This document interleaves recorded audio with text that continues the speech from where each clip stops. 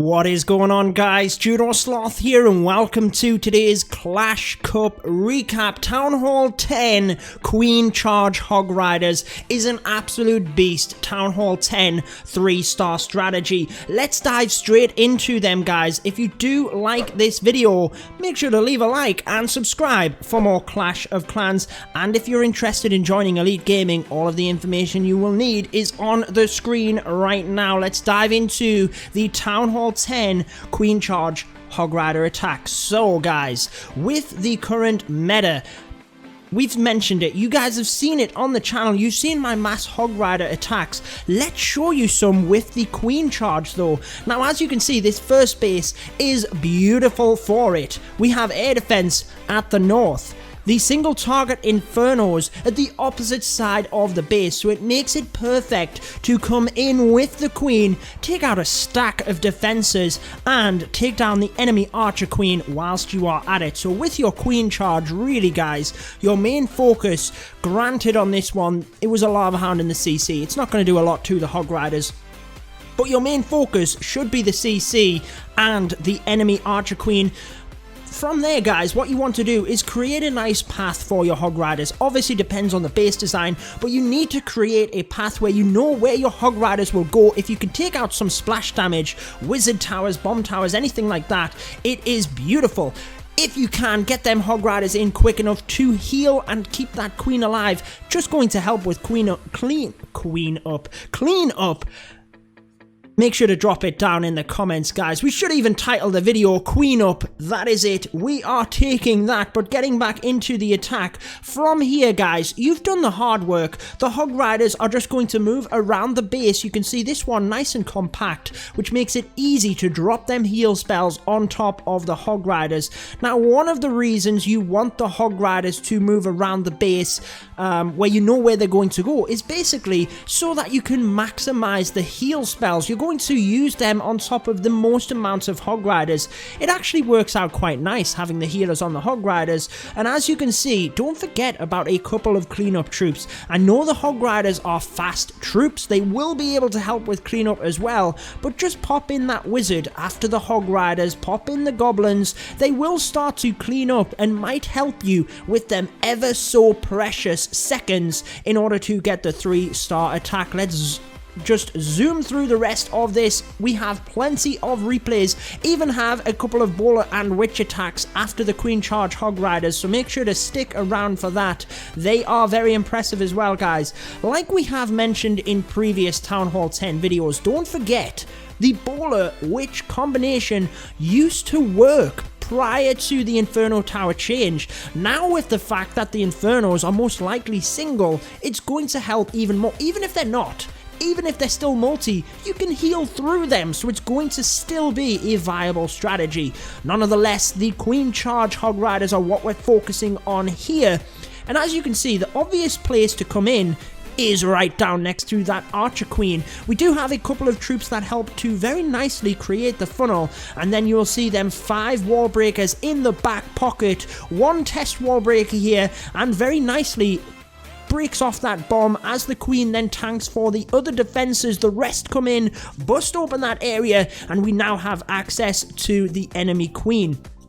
Always nice to use a rage spell over in that area, especially when you have so many defenses shooting at her. Clan Castle troops coming out. On this one, it is that baby dragon and witch combination.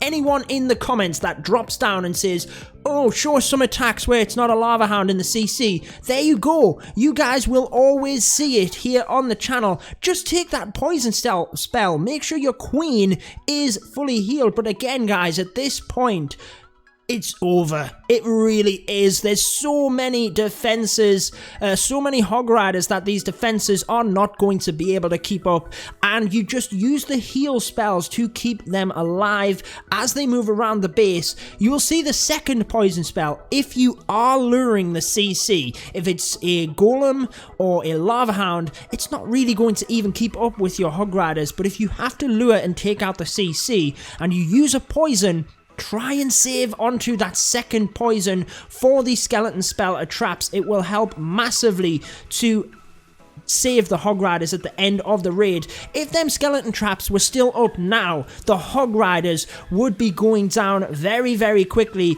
Granted, it was a Hog versus King. He doesn't win. That is the importance of the cleanup troops right there, guys.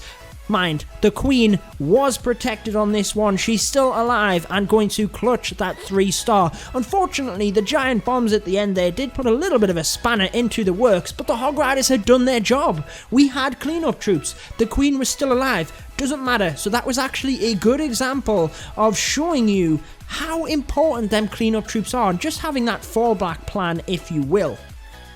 Here we are again then. As you see, wizard towers kind of spread off to the right hand side, air defense on the left hand side, and the Inferno Towers right smack in the middle. But where is the Queen, most importantly? Quite nicely actually, very, very fortunate for ourselves. She is situated not next to the air defense, but over the other side. Now just bear in mind that the Queen will move around as well, so even if she was situated a little bit further to the left, you could actually lure her to the right because she's going to move around that altar.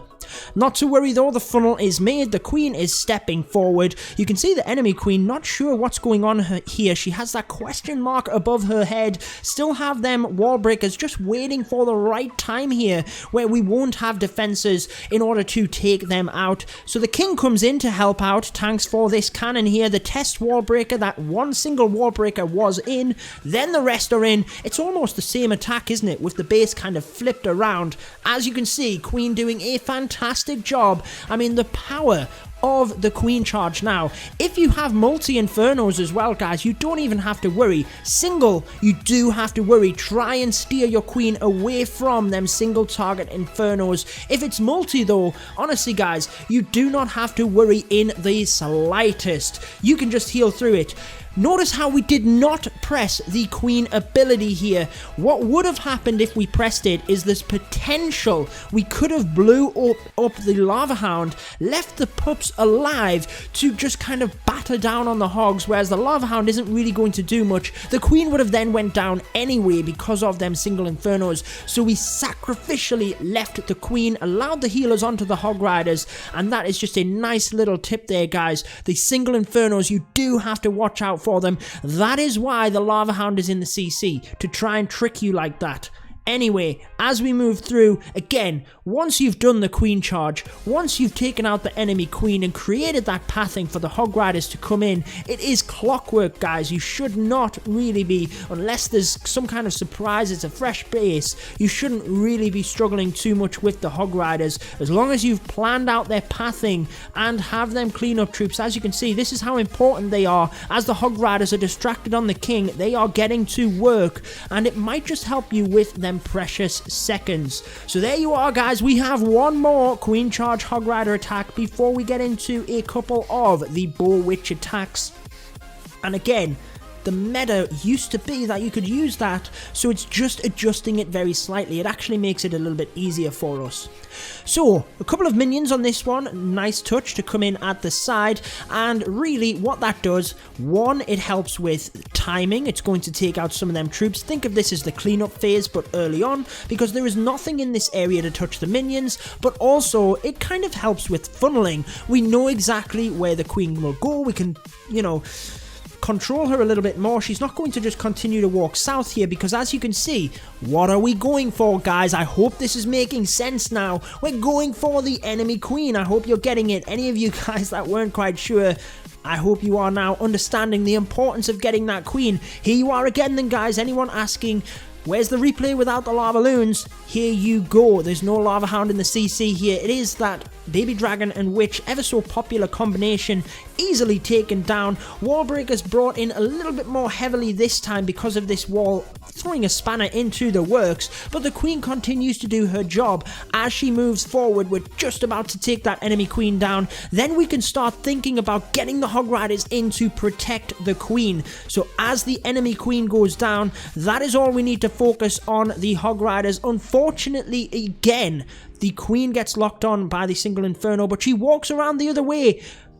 Fantastic! How often does your queen do that? Not very often. So here we are. Healer's still on her. Hog Riders are now in. You can see the narrow path that they have right down the back end of the base here. The queen is absolutely fine now over there with her healers, whilst the Hog Riders come in and really...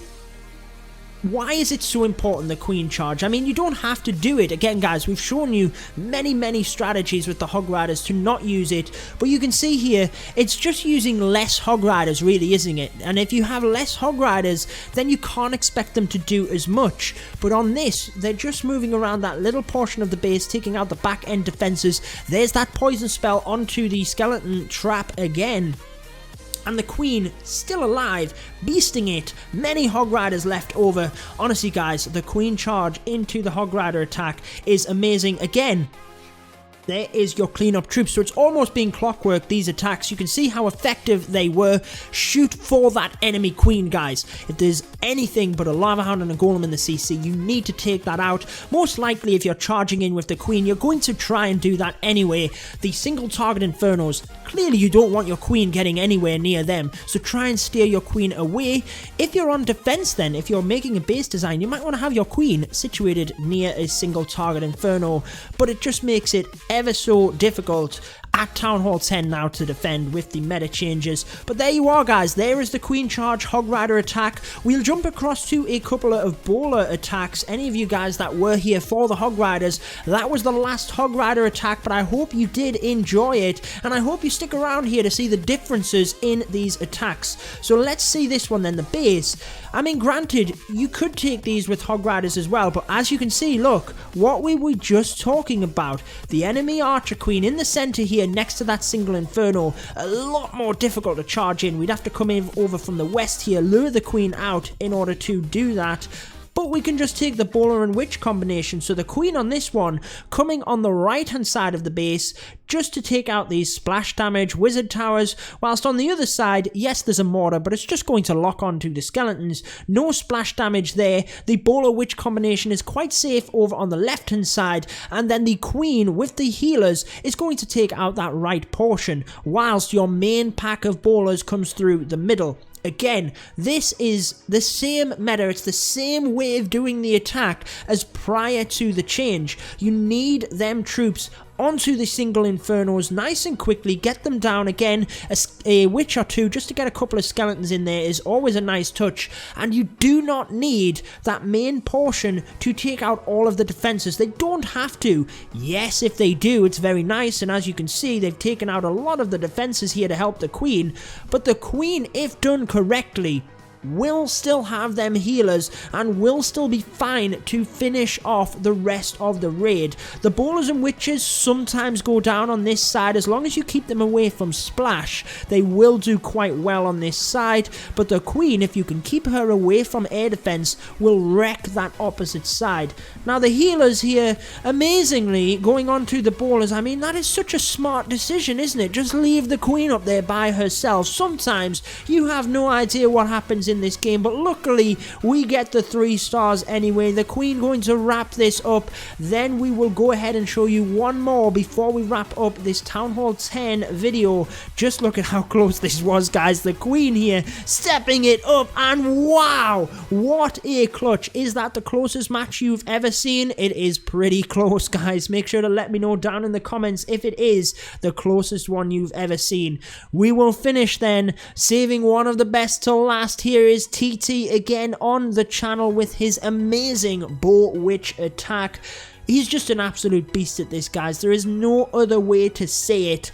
Going to start with a little bit of a funnel just to make sure his bowlers and witches will do exactly what he wants around the outside.